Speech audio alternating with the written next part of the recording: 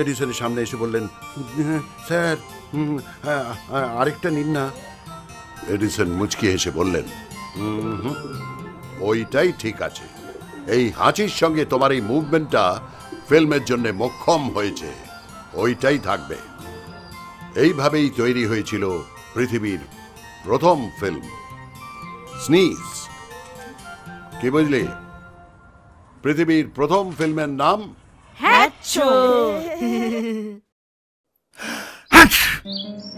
আপনার হাঁচিতে এবার লাগান লাগান মশাই। মানিক কাকুরতে মেরা ম্যাজিক ব্যথাতে পারে,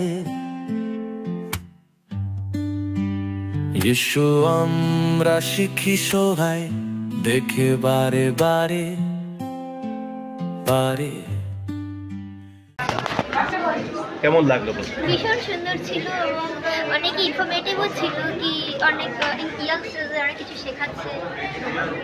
ভালো লাগলো, খুব এনজয় করেছি। এইটাই তো শেখানো হয়েছে, এনজয় করেছি। বাচ্চারা ছবি দেখেছো? কেমন লেগেছে? ভালো লেগেছে। আর কে বাচ্চা আছে? কেমন লেগেছে? ভালো লেগেছে। মানিক কাপুর কথা শুনে চলবে? কেমন লেগেছে? মানিক কাপুর যেটা বলেছে শুনে চলবে? মানিক কাপুর যেটা বললো শুনে চলবে?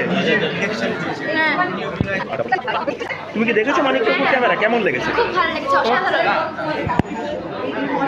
মানিক কাপুর যেটা বলছিল সেটা শুনবে? আজকাল আর কেউ বই পড়ে না, আর ওই এক হয়েছে মোবাইল ফোন। সুযোগ পেলেই মোবাইলে গেম খেলছে। আর দোষের কি? না, দোষ ওদের নয়, দে আর ইনোসেন্ট। দোষ তো আমাদের বড়দের। আমরা ওদের সাবস্টিটিউট কিছু দিতে পারছি না। এই মোবাইল যে কত ডেঞ্জারাস তুমি ভাবতেও পারবে না। কেন? এই মোবাইল গেমসগুলোর মধ্যেই লুকিয়ে আছে কয়েক ধরনের মারণ গেম। ব্লু ওয়েল, মোমো, তারা সব বাচ্চাদের শেখাচ্ছে এই পৃথিবীতে বেঁচে থেকে কোনো লাভ নেই। এই পৃথিবীটা একটা নিরস জায়গা, সুইসাইড করো। আজকাল তো খবরের কাগজ খুললেই খালি ওই ছোটদের সুইসাইড করার খবর। কি বলছো গো দাদাবাবু? হ্যাঁ, আমি ঠিকই বলছি। তাই আমি ভেবেছি ওদের এই শিল্পের নানান মজাগুলো বুঝিয়ে দেবো। আমি ওদের শেখাবো যে কবিতা লেখো, গল্প লেখো, ছবি আঁকো, সিনেমা বানাও। কত মজা লুকিয়ে রয়েছে এইসব শিল্পের মধ্যে। এইটাই ওদের বাঁচাবার একমাত্র উপায়। তাই দাদাবাবু? মানিক কাকুরতে মেরা ম্যাজিক ব্যথাতে পারে, ইস্যু আমরা শিখি সবাই দেখে বারে বারে বারে। কেমন লাগলো মানিক কাপুর ক্যামেরা? কেমন লাগলো? আসলে ছবিটা তো আমি একটা ফেস্টিভ্যালের জুরি হিসেবে দেখেছিলাম। সেই দৃষ্টিভঙ্গিতে মনে হয় যে মানিক কাপুর ক্যামেরায় একটা ডিরেক্টরকে আলাদা করে পাওয়া গেছে, এটা কিন্তু বড় পাওয়া। আর আমি মনে করি যে এটা বাচ্চাদের টেক্সট হিসেবে দেখানো উচিত। তাহলে যে যারা ভবিষ্যতে ডিরেক্টর হবে বা ফিল্ম নিয়ে পড়াশুনো করবে তারা অবশ্যই যেন এটা দেখে, সেই দেখানোর ব্যবস্থাটা চেষ্টা করা ভালো। এই জাস্ট দেখে বেরোলাম।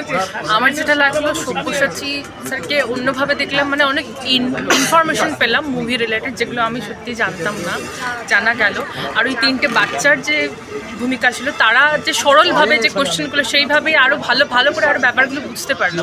সবার অভিনয় আমার বেশ ভালো লেগেছে। হয়েছে হয়েছে।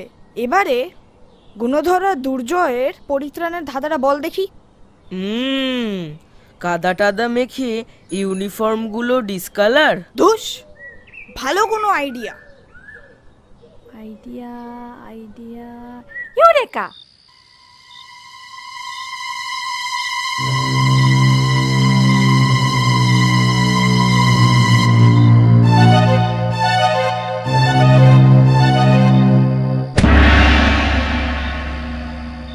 ভালো ভালো, মানে আলোচনার সঙ্গে যে ওই ব্লেন্ডিংটা করে যাওয়া আসা, এডিটিংটা খুব ভালো হয়েছে। স্ক্রিপ্ট খুব, স্ক্রিন প্লে খুব ভালো। প্রথমেই রাজাকে আমি কনগ্রাচুলেট করি এত সুন্দর একটা ছবি আমাদের উপহার দেওয়ার জন্য। আর এই ধরনের থিম নিয়ে কন্টেন্ট নিয়ে ছবি তো এখন প্রায় বন্ধই হয়ে গেছে, সেখানে যে ও এত সুন্দরভাবে এই ছবিটাকে আমাদের উপহার দিল তার জন্য আমরা ওর কাছে অনেক অনেক কৃতজ্ঞ। ধন্যবাদ। রাত 10টা বাজে, রাত 10টা, এখনো বাচ্চা ছেলেটা বাড়ি ফিরলো না। এরকম তো করেনি কোনোদিনও। একটা ডিসিপ্লিন বলেও তো ব্যাপার আছে নাকি? আমি কি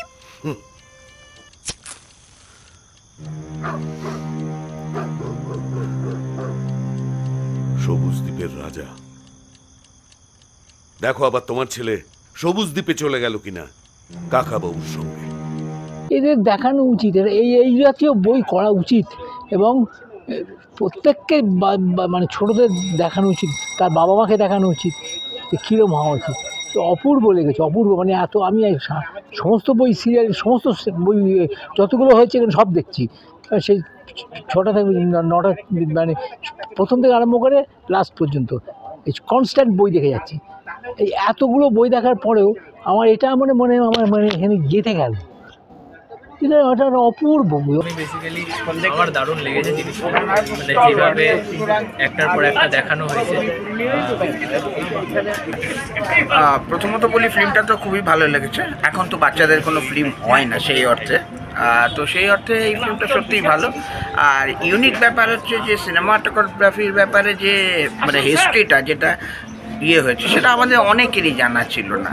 আর তাছাড়াও দৃশ্যপট বা গ্রামের দৃশ্যপটগুলো বা আরও যেগুলো ছিল, যেগুলো অনেকটা কিছু কিছু সময় সত্যজিৎ রায়ের ফিল্মকে কানেক্ট করতে পারছি, দুষ্টু লোকদের দেখতে পাচ্ছি, মুকুলকে দেখতে পাচ্ছি, ফটিককে দেখতে পাচ্ছি, সব মিলিয়ে অসাধারণ। বাচ্চাদের এইরকম ছবি হয় না।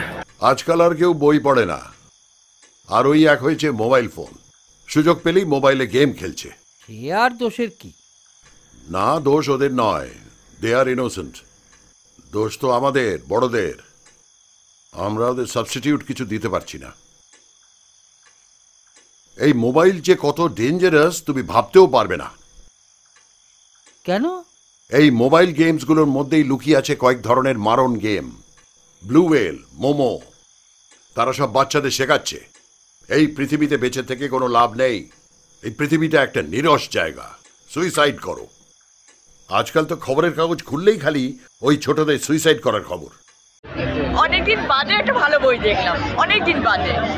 মানে এখনকার যে জামানায় যে ছেলেপেলেরা যে মোবাইলের মধ্যে বসে থাকছে, নতুন কিছু ভাবনার কথা ভাবছে না। এই ছবিতে দুটো জিনিস মেন যেটা আমি শিখলাম, সেটা হচ্ছে একটা চিত্রনাট্য তৈরি হয় কী করে, একটা ফিল্ম তৈরি হয় কী করে, সেটা সম্বন্ধে এই মুভি থেকে জানতে পারা যায়। আমরা এতটা লেম্যান যে এত ছোটো ছোটো জিনিস যে মুভির থাকতে পারে সেটা কিন্তু এখান থেকে জানতে পারি যে খুব সহজে। দারুণ হয়েছে সিনেমাটা, আমরা খুব ভালো লেগেছে এবং আমি ব্যক্তিগতভাবে এক্সপেক্ট করবো যে মানিক কাকু ক্যামেরা সেকেন্ড পার্ট আসবে, থার্ড পার্ট আসবে এবং ফোর্থ পার্ট আসবে। দর্শকদের ওপিনিয়নটার জন্য তো আমার বেশি ভালো লেগেছে আগে, কারণ ব্যাপারটা হচ্ছে আমরা তো বই সিনেমাটা যেটা বানিয়েছি সেটা দর্শকদের ভালো লাগার জন্যই বানিয়েছি, আর ওদেরকে যে আমরা খুশি করতে পেরেছি এর থেকে ভালো জিনিস আমার কাছে কিছু নেই, আর এত বেশি আনন্দেরও আর কিছু নেই। রাজাদা, আজকে আমাদের একটা বিশাল স্বপ্ন পূরণ, স্পেশালি তোমার। মানিক কাকুর ক্যামেরা দেশে বিদেশে অ্যাওয়ার্ড পাওয়ার পর আজকে কলকাতা ফিল্ম ফেস্টিভ্যালে দেখানো হচ্ছে, তো এটা একটা দারুণ দারুণ আনন্দের বিষয়। তো তুমি দুটো কথা বলো প্লিজ। মানিক কাকুর ক্যামেরা এখানে দেখানো হচ্ছে আজকে। লন্ডন থেকেই আমার যাত্রাটা শুরু হয়েছিল। 2012-তে আমি লন্ডন থেকে চলচ্চিত্র শতবর্ষ ভবন থেকে আমি পাস আউট করি। আজকে 2025-এর ফেস্টিভ্যালে মানিক কাকুর ক্যামেরা দেখানো হচ্ছে, সেটাই যেন একটা বৃত্ত। সাদা কালো রূপকথার দেশ, ছোট্টবেলার গল্প শোনা এখনো হয়নি শেষ। লাল নীল সাদা কালো রূপকথার দেশ, ছোটবেলার গল্প